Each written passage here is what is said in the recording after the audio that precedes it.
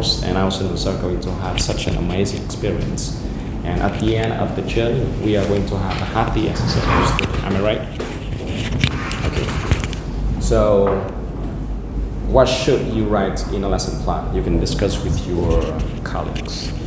What should you write in a lesson plan? I mean, like, what do you need to pay attention to when it comes to writing a lesson plan? It's not just the lesson plan format. You know what I mean, right? You do need to care about a lot of things. This is just like the main things, that you need to pay attention to. But in order to write an effective lesson plan, you need more than that. So now you've got 3 minutes to talk with your friends about what should you write in a lesson plan. Off you go. You guys can speak Vietnamese.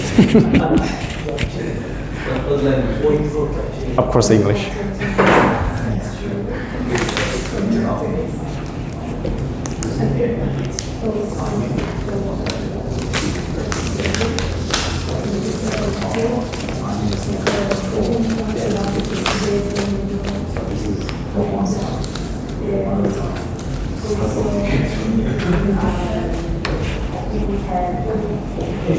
I think that when it comes to actually a lesson is what makes you have successful classes within you yourself and the students. So how you hope the class improves and how it ends and how things go. So I think that first of all we have to know what we are going to teach them. For example, we are teaching vocabulary. So we will have to know which kind of activities we will write. That's the first part is know what we are teaching about. No particular thing Yes, so then we will think the class will say. Mấy giờ các bạn đi? Think how much time that 3 giờ vẫn kịp. And then we will have to predict what will happen. If this doesn't work, if the student gets boring or can get more students can understand what we do. We have to think ahead of the situation. What tools are you going to use to actually move it? Possible problems. And then basis on problems. Always have Before you class, so that you have like the solutions. So what to work on the next time. Yes. Okay, so we're done, right? Can I hear your opinions? Somebody is going to share with me. All right, so when it comes to a lesson plan, I think the main idea of a lesson plan is the achievement. That what you're going to achieve by the end of the class, when the class is over, your achievement. For instance, by the end of the lesson, the student should be able to meet your target for that particular lesson and identify the problems you have in that particular lesson so you can be able to address it in the next one. You mean the objectives, right, of the lesson? Okay, I see. Good point. What else? Another thing that I would like to add is pay attention to the timing of every step and every activity in the lesson plan so that things do not get out of control.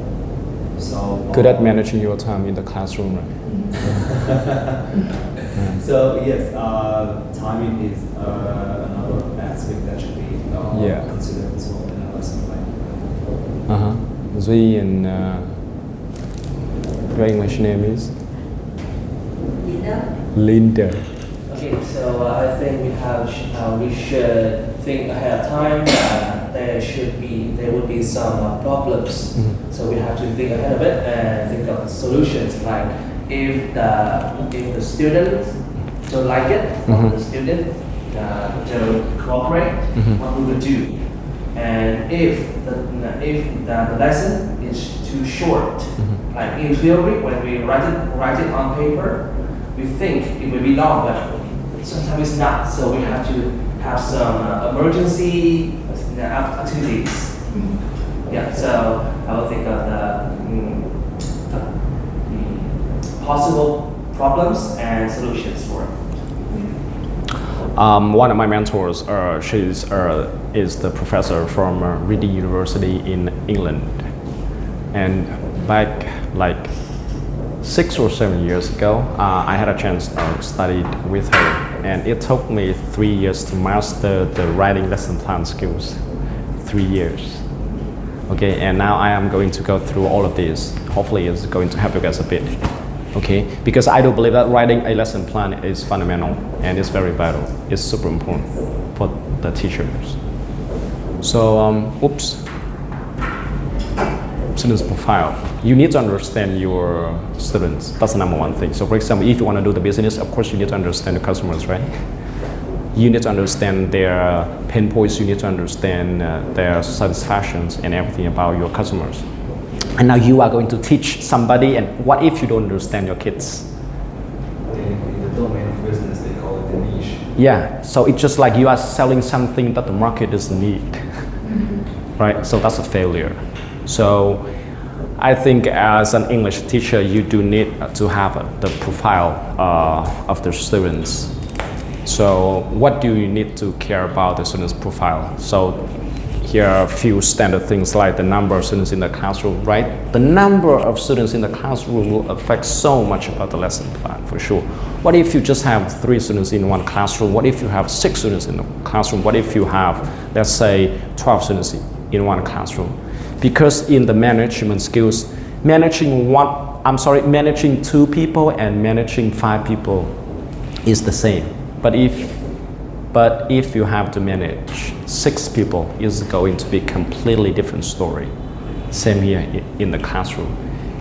To be really honest with you guys, in order to manage 6 people and above, that requires a lot of skills and higher skills, higher standards. Same here. If you just have 3 students and if you just have 5 students, same story. 6 students, the story is going to be totally and completely different. So you need to care about the number of students in the classroom, the genders, right? What if you have only boys in the classroom? That's crazy, right? But what if you have only the ladies in the classroom? What if you just have 3 boys or let's say 1 boy in the classroom and let's say 6 ladies? Oh my goodness. You do need to care about those things, right?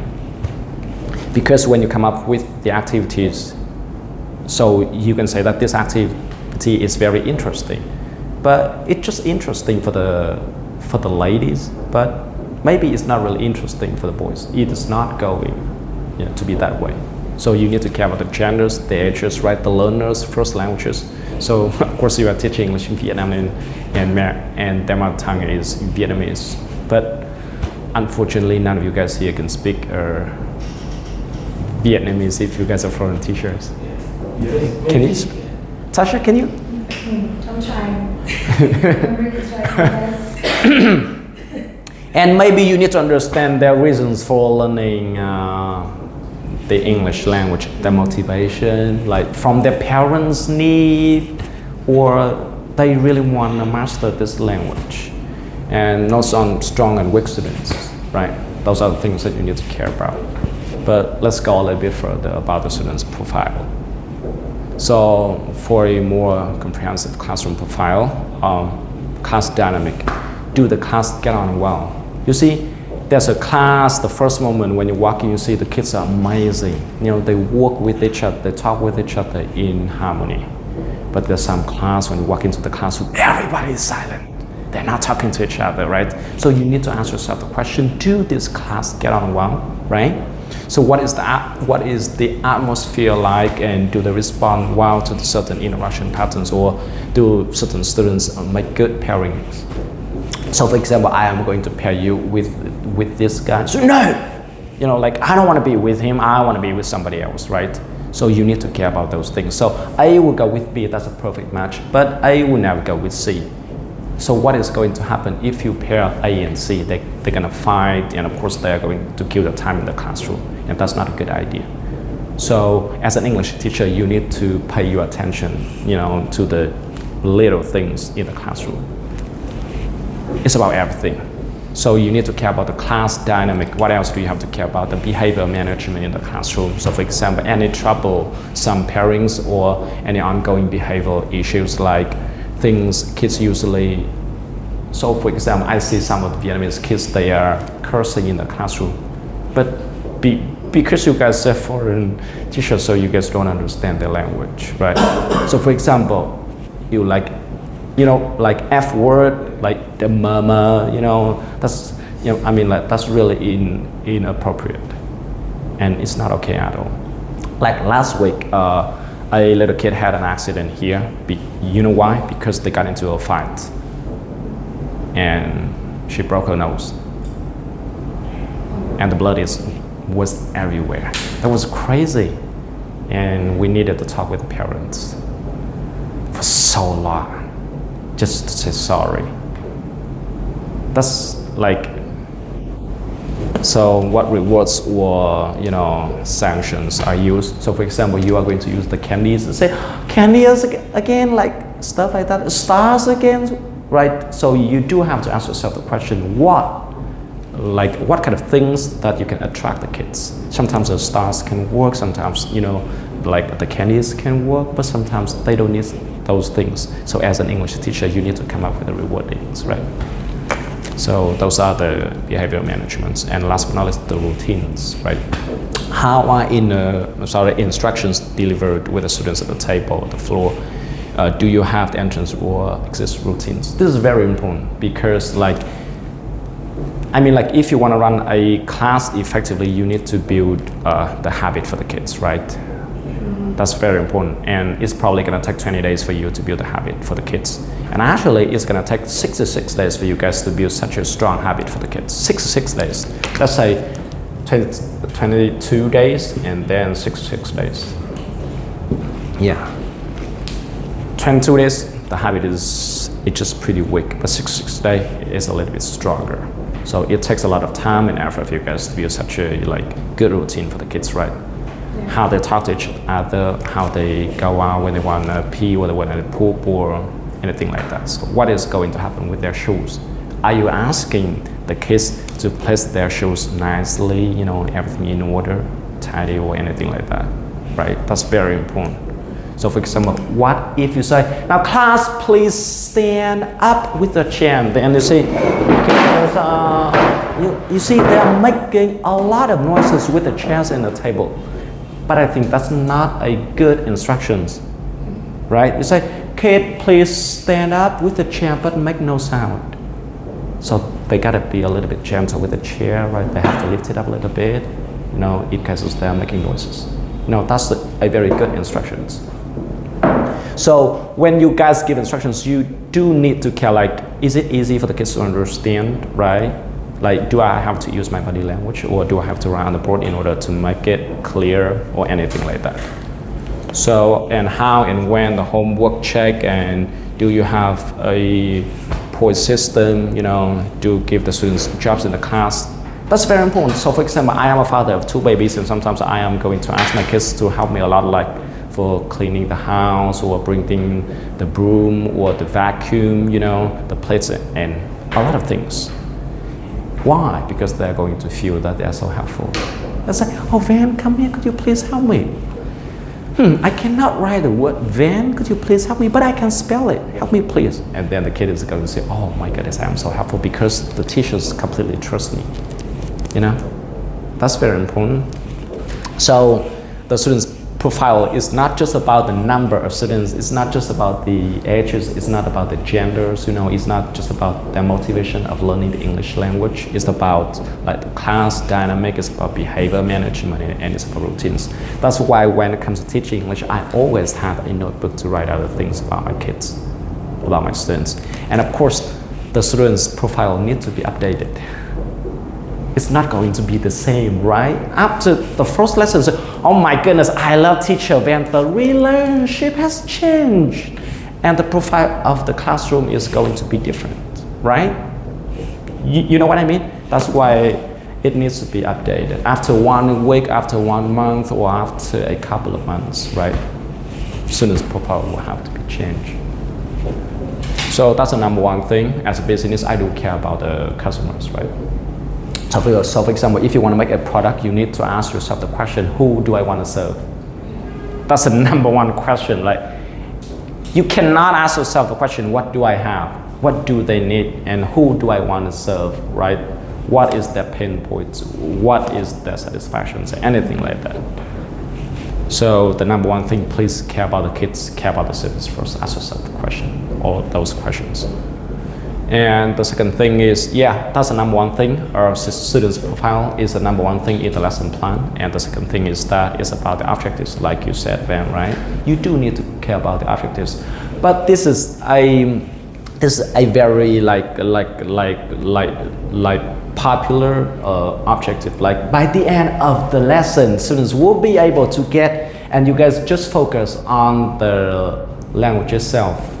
Right. So, for example, at the end of at the end of the lesson, students will be able to use 5 animal words in a very short sentences like it is or is an. This is often our objective when it comes to writing a lesson plan.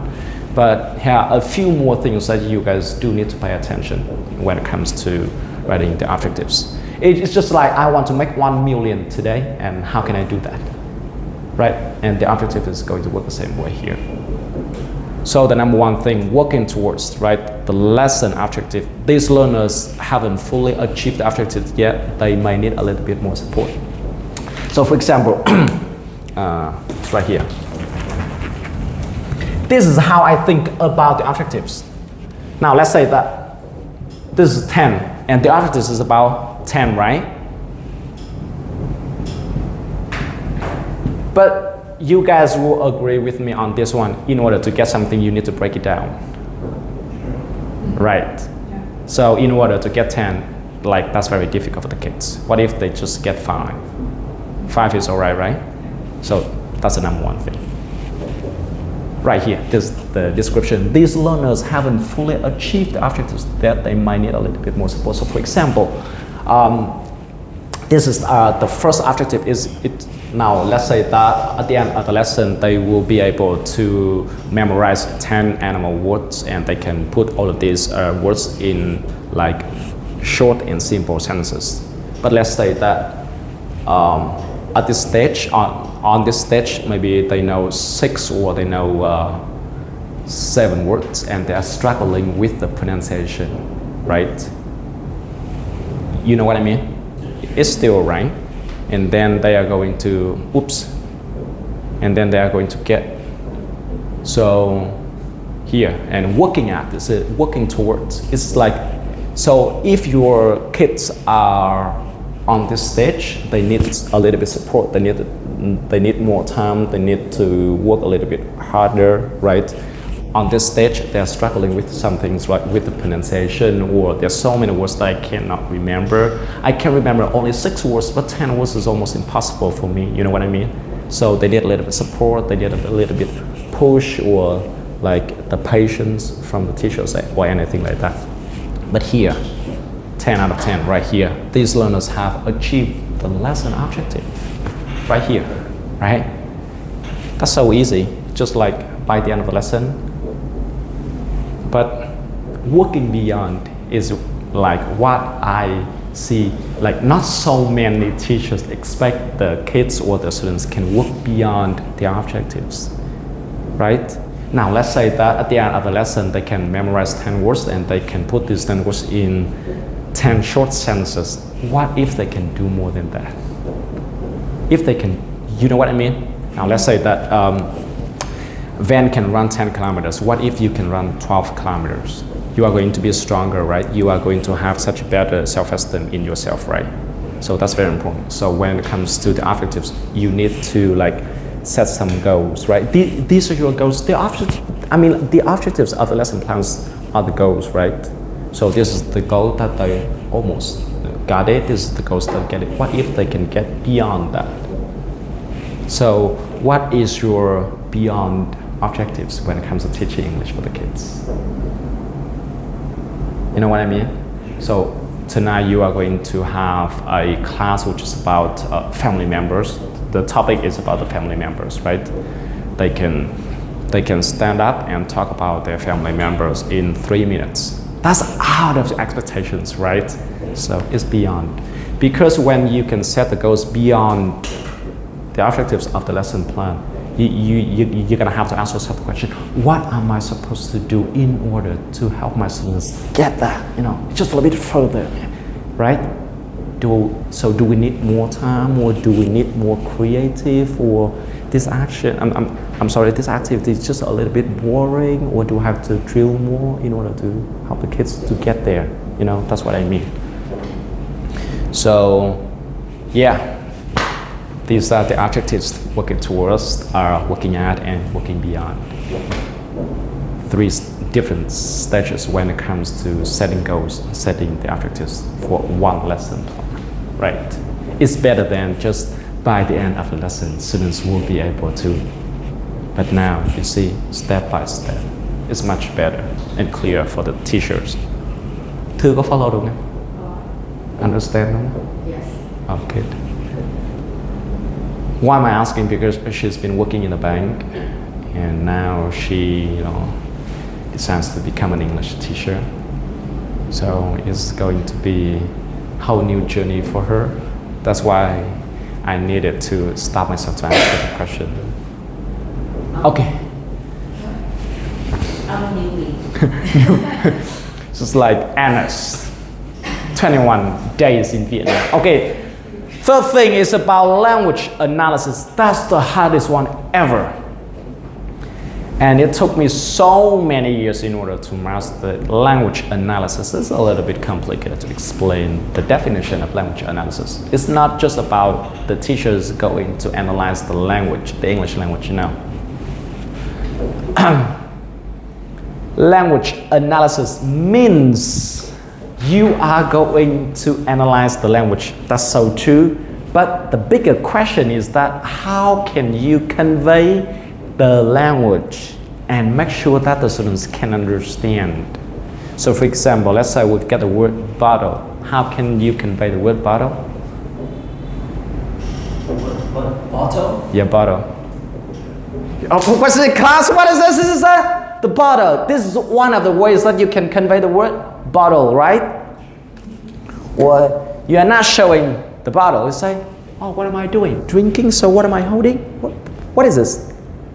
A cup. A cup, but it's longer. It's not a cup. What is this? It starts with the letter B, right? So this is how you convey the language, because there's so many different ways for you to convey the vocab, the grammar, and the pronunciation.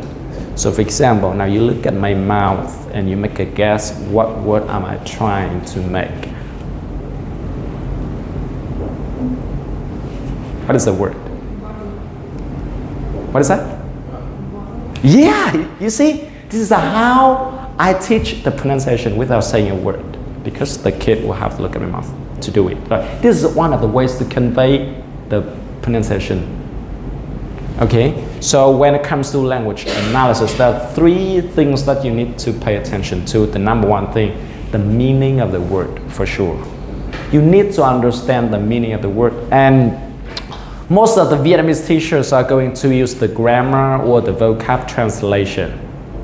They are going to translate that word to L1, L1 means Vietnamese and L2 means English, and most of them will just like L1 Vietnamese and L2 English, and most of, not all of them, okay, will translate the meaning of the word into L1. So the second thing when it comes to language analysis that you need to pay attention to is the meaning and then the form. The form. It's just about the grammar, right? The form is about the grammar. Or let's say that bottle, is it a word? Yes, that's a word, but is it a noun? Or is it a verb? Bottle is a noun or a verb? It's a noun, right? That's the form of that word. So, for example, the word bottle, we need to care about the meaning of the word bottle, we need to care about the form of the word bottle, and of course, last but not least, we need to care about the appropriacy of the word. Like, when should we use that word? So, I want to have a piece of cake, let's say that, or I would like to have a piece of cake. What is the difference in this case? You know what I mean, right?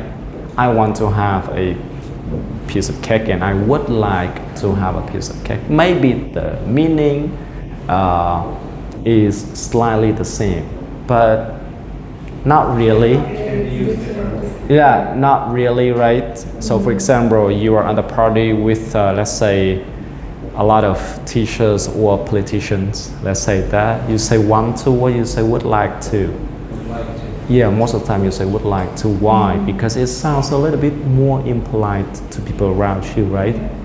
And a little bit much more professional. And you need to care about the appropriateness. That's very important. And of course, last but not least, the pronunciation. And how can you convey the pronunciation? I see most of teachers just listen and repeat. You say chicken, class say chicken. That's one of the ways. It's not the only way, okay? As an English teacher, you need to be much more creative when it comes to teaching the meaning of the word, the form of the word, the appropriateness of the word, and the pronunciation of the word.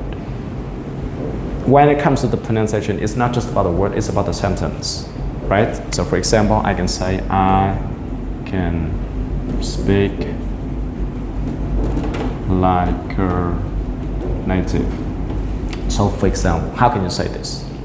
You say, I can speak English like a native, or I can speak like a native. And this is how you do it, right?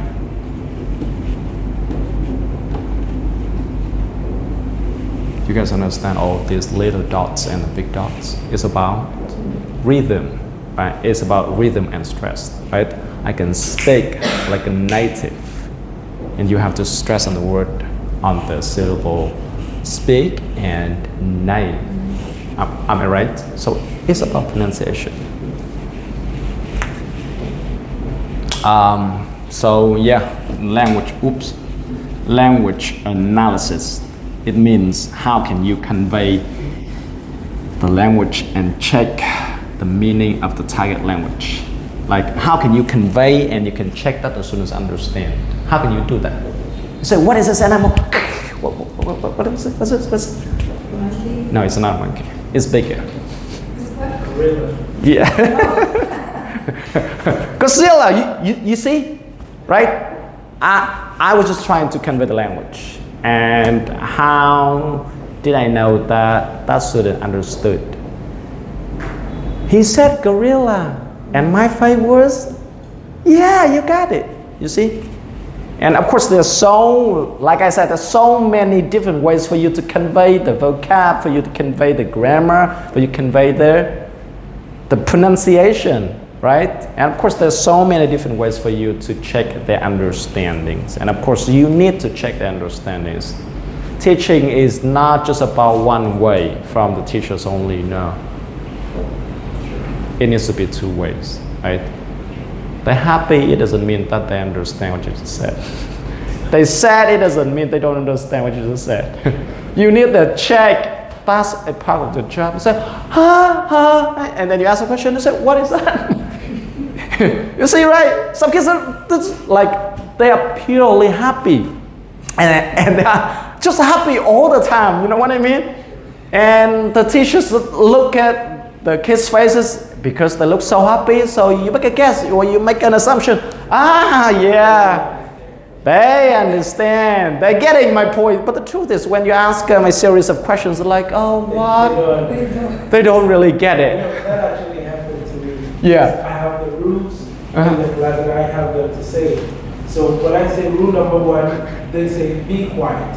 Rule number 2, they say sit nicely. Rule number 3, raise your hand and all that. So one time I want them to say the same thing in Vietnamese. That was the time I realized everything I was doing was that. I understood a thing. But none of them can say what it means.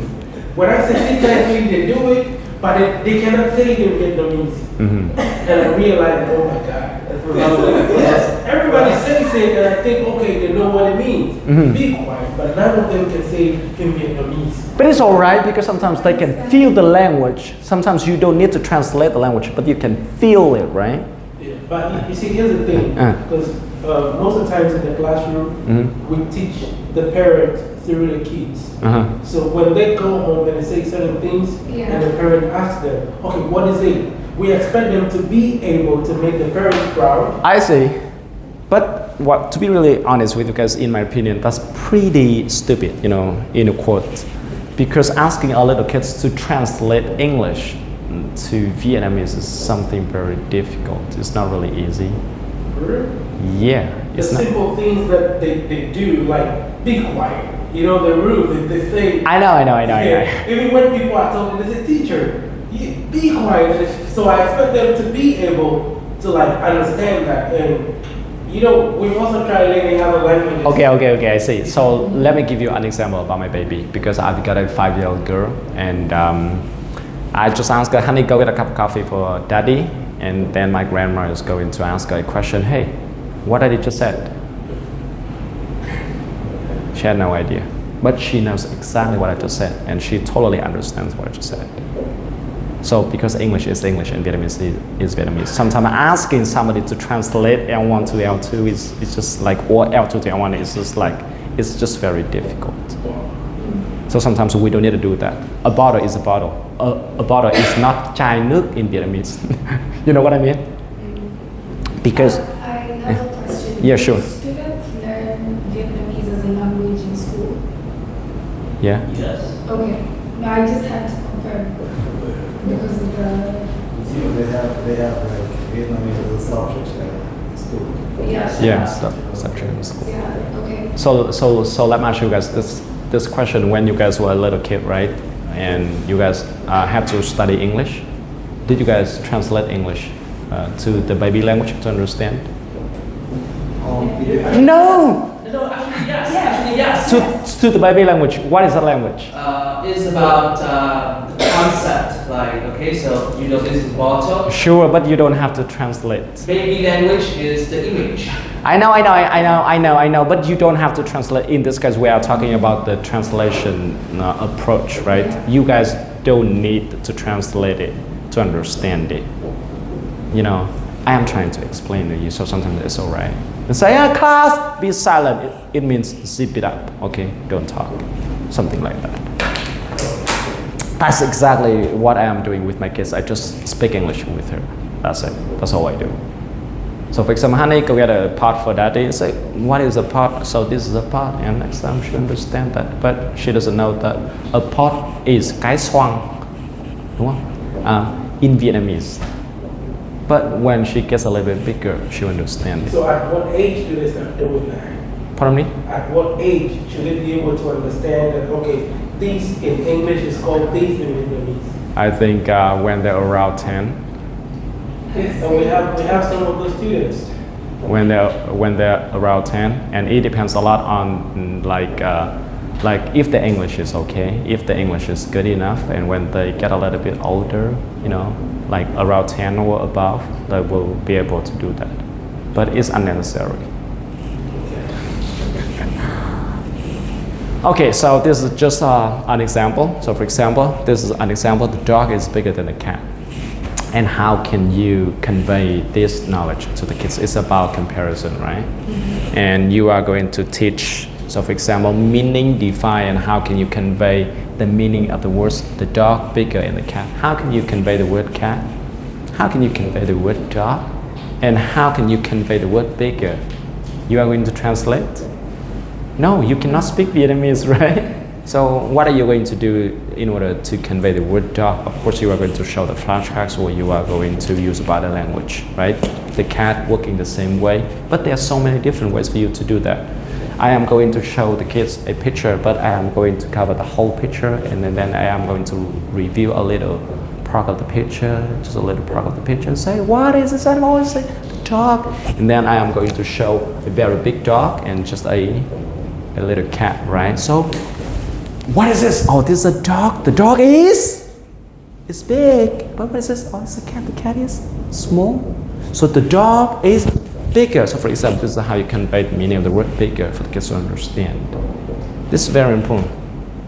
That's why TPR is very important when it comes to teaching English for the kids. TPR means total physical response. It means that you use body language, facial expressions, hand gestures to convey the piece of knowledge. But it's just an approach. It's like you need to be much more creative. You cannot depend just on one approach in order to teach English effectively. It's impossible for you to do that, right? And next on the form, like how can you convey the subject, comparative adjectives, then and the cat. That's very complicated for the kids. But if you think it's very complicated, there's no way you are going to convey it. But so the first thing you need to do, like, how can I make it simple? I mean, you have to simplify everything, right?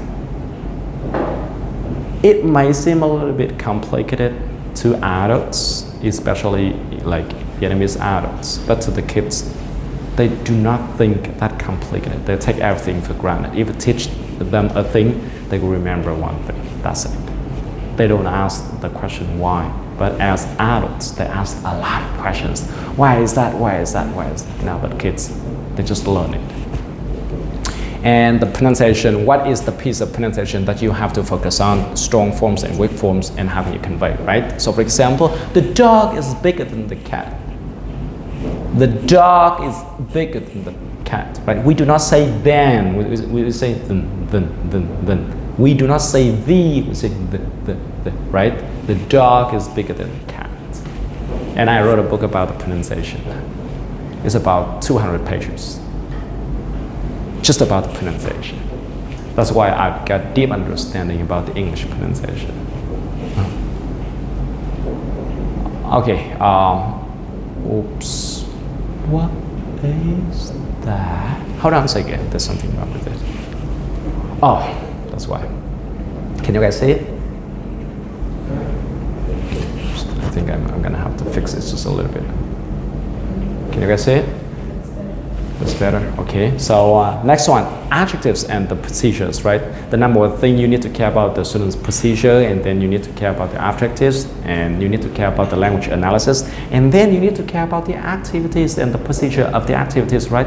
How many activities do you often use in just 1.5 hours of teaching? It's around like 3 or 4, but it depends a lot on how good your students are. Because because you've got some good students, some fast learners. So tomorrow we are going to talk about how to run an activity, but today we are focusing on the lesson plan only, and the activities and the procedure of the activity, right? The objectives of the activity, how to run and how to give instructions. That's very, very important, because I see a lot of teachers are making a lot of mistakes when it comes to giving instructions. Like, hey class, we are going to have a very interesting activity which is called running, man, or the battleship or anything like that. But you gotta agree with me on this. If you have one teacher and 10 students, right? If the teachers spend 1 second to talk, 10 students who lost 10 seconds to talk, right? And when it comes to teaching English, we need to care about the students' talking time and the teacher's talking time. Teacher talk less, students will speak more, talk more, right? And that's very important. So tomorrow we are going to talk about how to give effective instructions for the kids. We don't need to say like, hi, we are going to blah, blah, blah, and stuff like that. We can do it in such a better way and much more effective, but it's not a day tomorrow.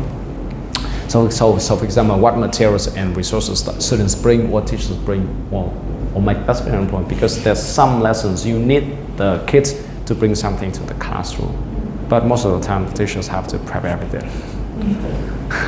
And how much time, and how to group, how to pair, how to set up the classroom, that's very important, especially when it comes to pairing or grouping. That's very important. So for example, this is how I often do it. I am going to give a student a word and a student a picture. Right? They're gonna have to walk around the classroom and find a partner. And if the word and the picture match, they will sit together. This is how I do it. Of course, there's so many different ways for you, because it's not just about you and you like that's all right. Sometimes you can do that, but it has nothing to do with the language purpose. Sometimes pairing is one of the little activities that you can use to help the students learn the language or review the vocab from the previous lessons. And of course, how to board. That's very important. How to write on the board. That's the fundamental skills. Trust me. It's not easy. Why am I saying like that? Okay, here's the thing. There are 4 different parts on the board. And my professor, she told me that when you see some space on the board, you write on it. No. No, it's not. You need to think before you write, and you need to write for the future activities. So for example, I am going to show you like how can you divide the board into 4 different parts. So for example, on this side, you are going to write the objectives of the board. I'm sorry, the objectives of the lesson plan, like this. The center is for the lesson. Here you are for the vocab. It's not just about new words, you know, it's not just about new words. So for example, some familiar words or some new words are here. And these are for what? For errors, for corrections right here. Some words that students are struggling with, like they don't know how to say the word, but you don't want to correct the kids when they are into the activity, right? Because it's not okay at all, but you need to jot it out right here, and you can correct the kids maybe at the end of the lesson or at the end of the activity. And the center is for the kids only. See, the center is very important. If you want the kids to pay attention, you need to write.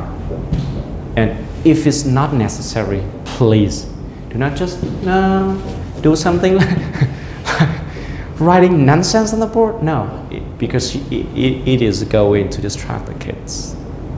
How many fingers here? You guys are looking at my finger, right?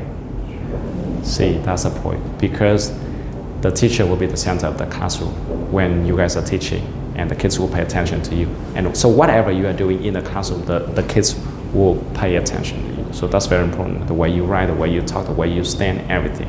You need to be careful about it. Oh, oops. Hello. Hold on a second.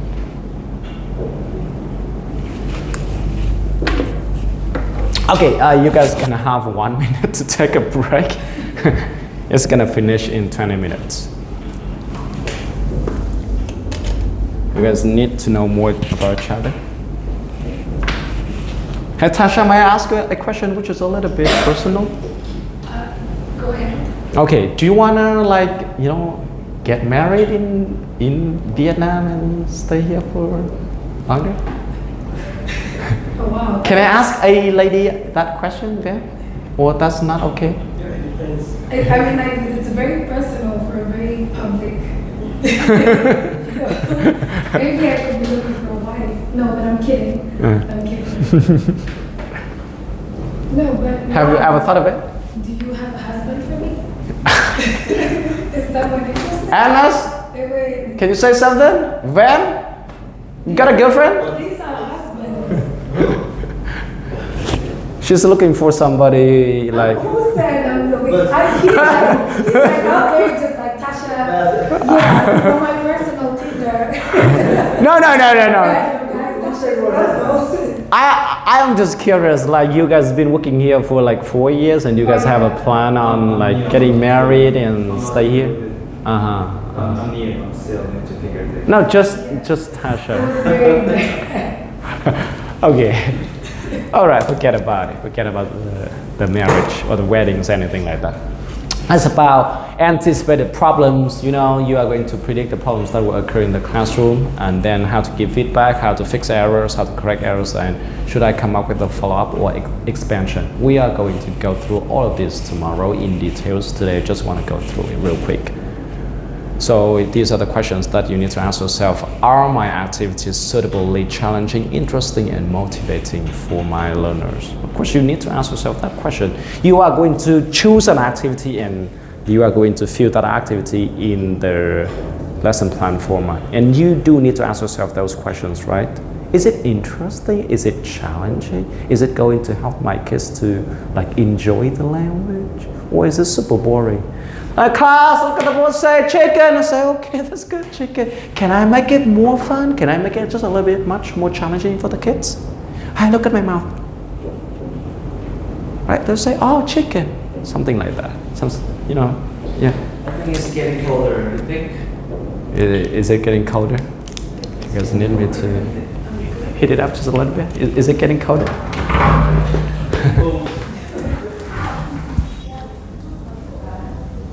You're sitting next to the lady. You guys cannot say that because you guys are sitting next to the lady, and the lady and the man are sitting together, so they warm each other up. Okay. Are this ample opportunity the classroom for learners to share their own ideas or to practice using the Thai language? Is Thai language actually meaningful? That's very important. Sometimes we're teaching nonsense in the classroom, especially now as teachers. Oh, this activity is super fun, but it has nothing to do with the language focus, right? There's so many activities out there that's super fun, super interesting, but it is not helping with the kids in order to, get better at the English language. So it's not just about like this activity is fun, it's about really meaningful. What will our students learn or do at each stage of the lesson, and how does this fit into the lesson as a whole, and make sure you write stage aims and blah blah blah stuff. But it's just about activity and the procedure. That's why we do expect the teachers to fill in the lesson plan format, right? That's very important.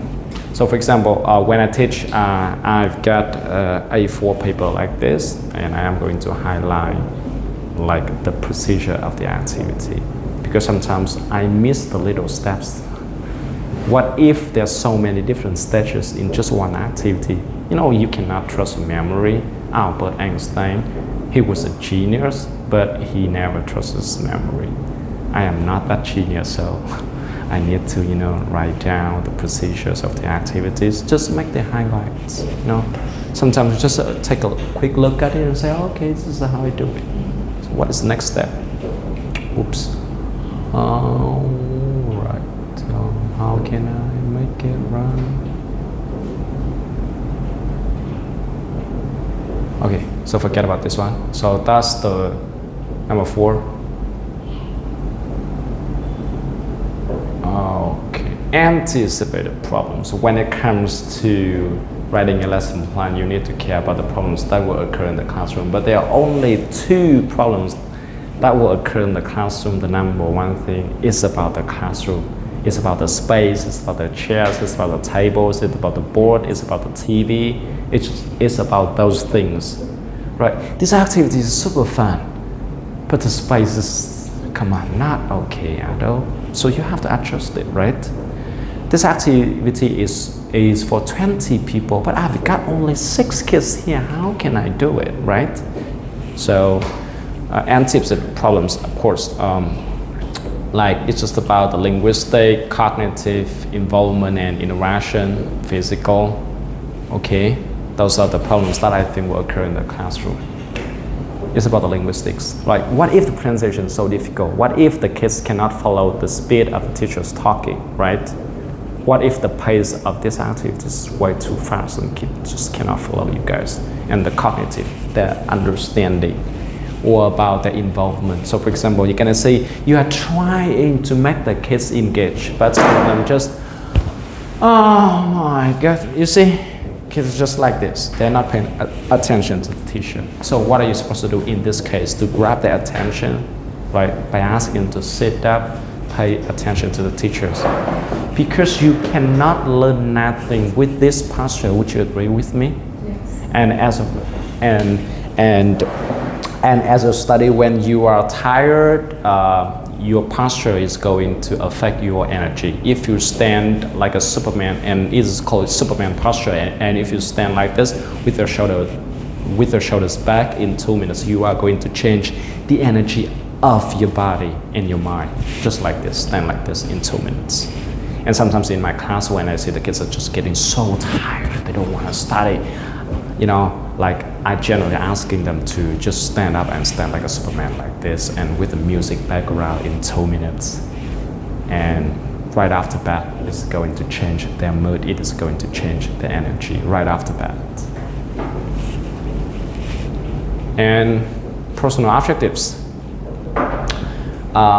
When it comes to teaching, what is your personal objectives? It's not just about the objectives of the lesson plan. Sometimes you say that, oh, I want to improve my giving instruction skills, right? Sometimes I want to improve my working, right? Sometimes I want to improve the way I correct my kids.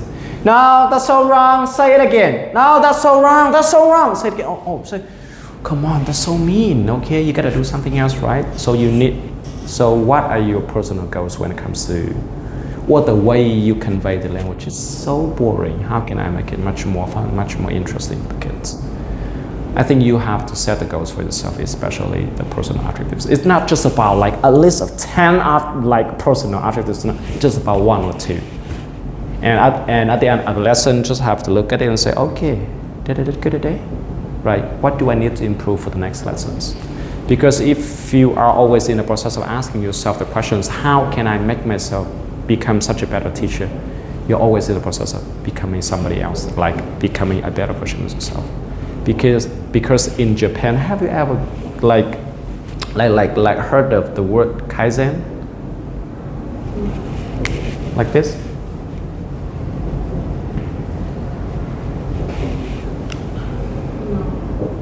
Have you never seen it? This is from Japan, right? It means make something better. But in order to make something better, what do you need? In order to make something better, what do you need? Better materials. No. Based on the Japanese method. Be aware of the imperfections. This is about improve. You know what I mean? Make something better is called Kaizen, make something better. But in order to do it, you need to hensei. Hensei means you gotta look at yourself and say that, oh, I'm stupid, I'm not good, I need to be better. You cannot do this if you cannot look at yourself and say that you're not good enough, you suck at it, right? What if you just say you are tapping your chest and say, I'm good, come on, I'm not that bad, you know, not like that.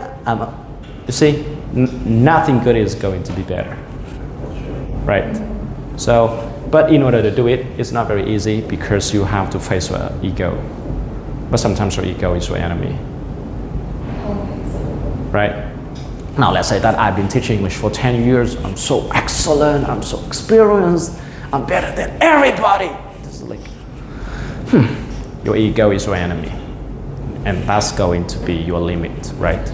So in order to make something better, you need to look at yourself and say that I am not good, I need to learn. I did it horribly.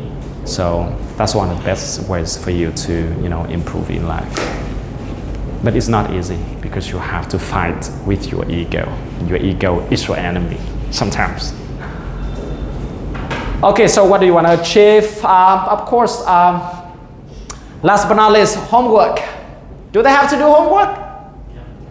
The kids? Yeah, sure, they have to do the homework, so you need to involve the homework in the lesson plans because sometimes if you are so busy teaching, right? So, oh my goodness, I had such a great time with the kids and you forgot the homework. And when the work when the kids are just outside the classroom, come on, it's getting very difficult for you to gather them back in the classroom. Clay kids, come here for the homework. So, bye-bye teacher forever, come on. No. When you say everything, they understand nothing. But when you say homework, all of them understand. Trust me. Trust me.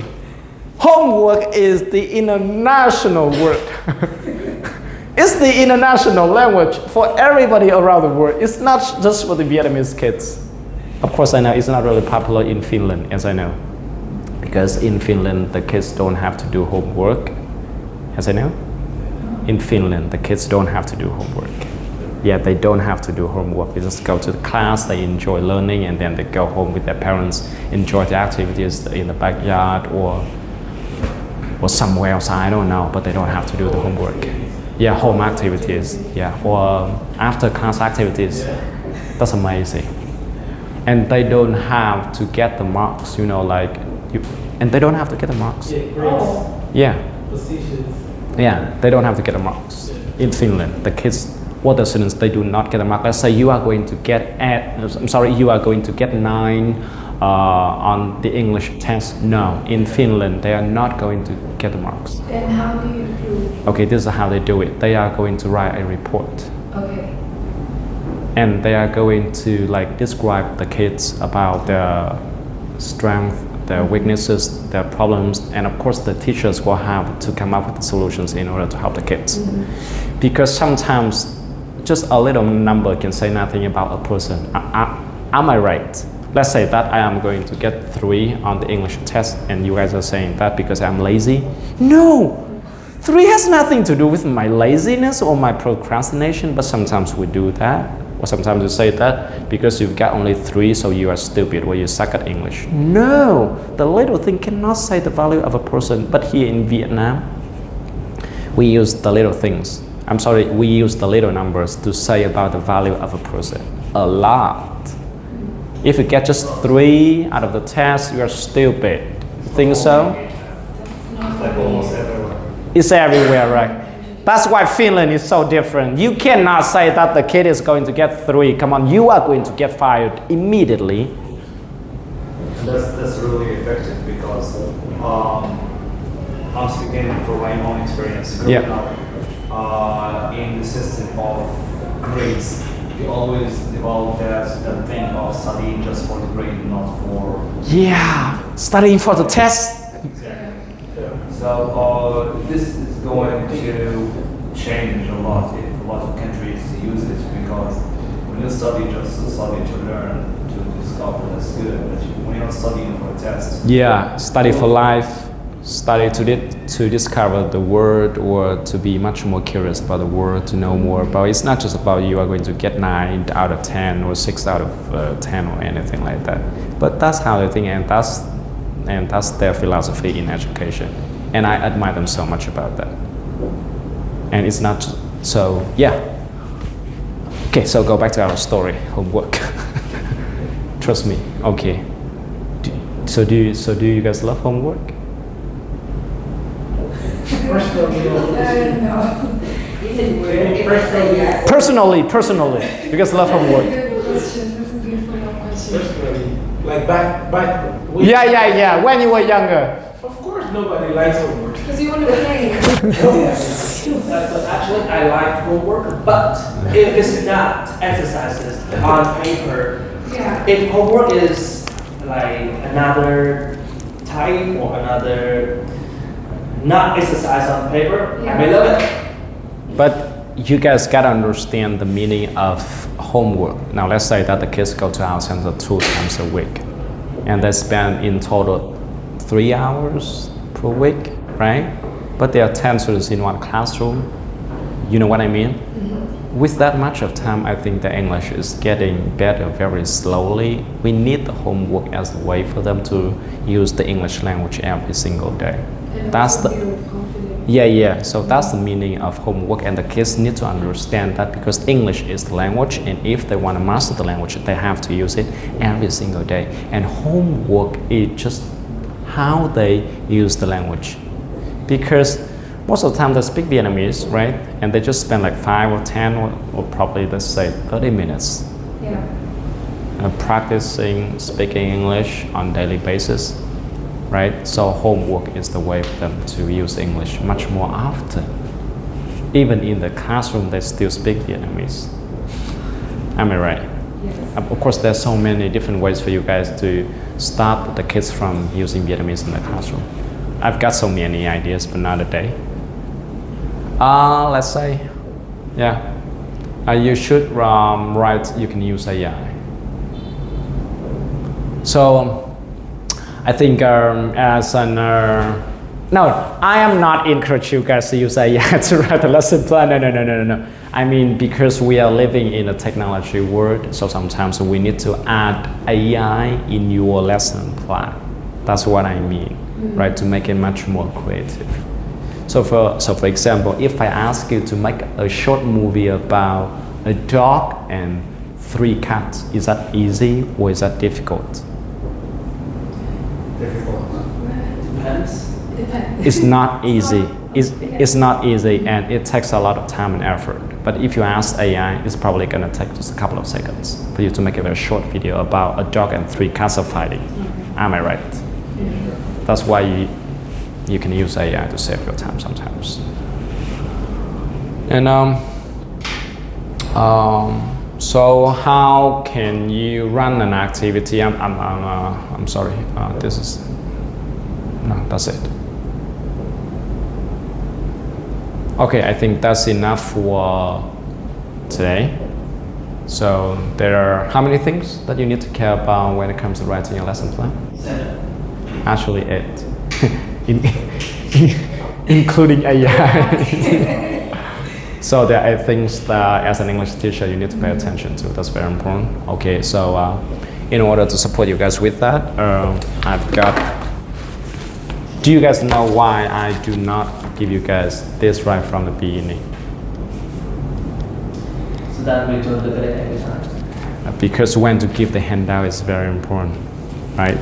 Because if I gave it to you guys are going to pay attention on it. But now you can take it home and read it. That's why when you're working in the classroom and you've got a lot of worksheet, are you going to give the worksheet to the kids? You have to ask yourself the question, when is going to be the good time for you to give the worksheet to the kids? Because if you give it to the kids, immediately they are going to pay attention on it. And if the kids are paying attention to something else, they're not paying attention to you. And then it's going to be very hard for you to give instructions. So, you've got only 4? Really? Okay. Thư và Duy thì anh sẽ gửi cho mọi người. Anh sẽ bảo phòng nhân sự gửi lại. Anh sẽ bảo các bạn nhân sự in thêm. Because you guys know this one already, this is the format of lesson plan. You know it already and pretty familiar with it, but I still want to provide you guys with it. Đây là cái format ở phía... Oh, here. Đây, anh bảo các bạn in 5 cái mà. Đây sẽ là ví dụ.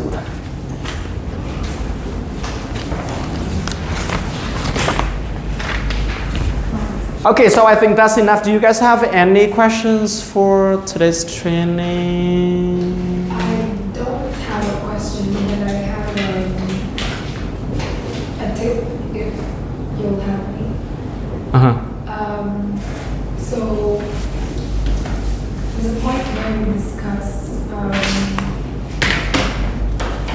rewards in class, and in my personal opinion, from my experience, is to try and minimize rewards as much as possible, because they're just as damaging as grades, especially for the younger kids. Yeah, see. If you always do rewards, they're just there for the rewards.